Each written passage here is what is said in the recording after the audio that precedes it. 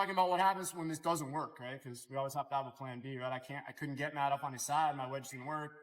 He's too heavy. She's too heavy, whatever. Okay. And I just needed to do something else or use that reaction. Like we said, go to the other side or access the head or something. Okay. But here's one more idea. This is something I actually do a lot and it's pretty sneaky. It's a position that you can Darce from that almost no one ever expects you to Darce from.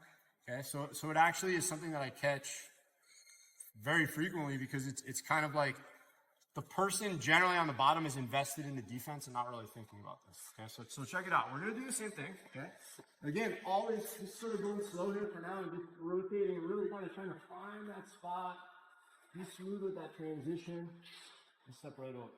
Okay, so now we're in position here. Actually, just let I keep doing that. Sorry. Okay. All right, so I got to the same spot.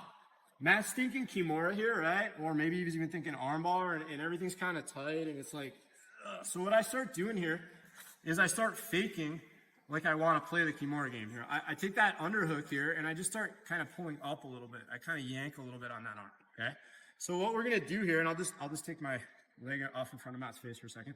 So what we're going to do here is we're going to yank up a little bit here on this Kimura, knowing full well that the person's not going to let us do it. Okay, if they do, fine, great. All right, and then all we're going to do is this guy's inside here, and as we're pulling up, we're just going to slowly back him out, or her out there, back this guy out, right? And we're going to bring that front hand in its place, okay? So we're going to go out with this one, and we're going to go in with the other one at the same time, okay? So when I'm here, I'm playing a little bit, and that's defending a little bit, okay? All I'm going to do here is I have this other hand queued up now.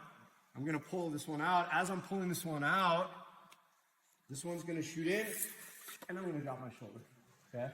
And it's so stupid, like I'd say 60% of the time it works, 40% of the time, okay? So we're here, all right, just like that, okay? Yeah, all right? So again, the key here is cueing that other hand out. As you pull this one out, look, we're already like, this guy's already waiting to come in. It's like, the table, like we're waiting for a table in the restaurant. Like these guys are getting up from the table. They're walking out of the restaurant. I'm sitting right down, okay? Taking that. So have that other hand ready as you pull it out. Sell the Kimura a little bit. Have this guy ready as this one comes out. As you punch it through, don't stay here. As soon as this one's coming in, start rotating toward the side where your arm is going. Right? And then all we're going to do is drop our shoulder, drop our hip, and punch, okay? And then we'll just go over the finish here real quick. I know you guys know what to do. Just turn a little bit. All right.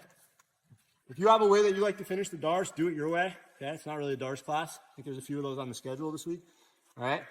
What I like to do here is because typically if I try to gable grip here, people will pull their head back. It's very difficult. Okay. So what I like to do here is I literally just put my tricep next to my hand, put my elbow on the floor, and I just gently pull my partner's chin to their chest. That makes that wedge incredibly strong as Matt tries to pull his head back now. Go ahead. It's very difficult. Okay, I have a lot of torque behind it. And it makes it easier for me to grab my own bicep and activate that little bone in my, that little radius bone in my wrist. Boom. And now I can slide up, right, from bottom shoulder to top. Squeeze everything nice and tight. Sit in toward the legs. Block a leg. I don't care which leg it is, right? Just so he can't get on top of me and start to fall. Yeah. That's my preferred way to finish it. Again, it's not a Darce class. I know we're just looking at the setup right now. So if you guys obviously don't know that choke, I'm happy to come around and show you the finish. But I think probably the majority of you guys do. Okay. So just do it your way. But let's look at that transition once more. Here, we'll just go the opposite way. Okay. So again, clean all the way through, get that point, drive up, pressure. Step over, try to make that transition clean, okay? And now from here, just sell the Kimura a little bit, sell it. Oh, Matt, you're strong, man. Okay, can't get it. Okay, I'm getting up from the table, we gotta run. Shoot it through, get to your position, okay? Again, elbow comes in, look out right next to my hand here. Pulling that head in, getting my position, activating. Sliding in towards the legs, blocking something. If the bottom leg's available, I'll take that one. If the top leg's available, I'll take that one. I don't really care. Just to keep Matt from getting up on top of me so I don't have to try to finish from my back. Okay? Make sense to you guys? It's really just to be a little sneaky with that switch, okay? The Darce is like semantics. Finish it any way you want. If you don't know what to do, just ask me. Go.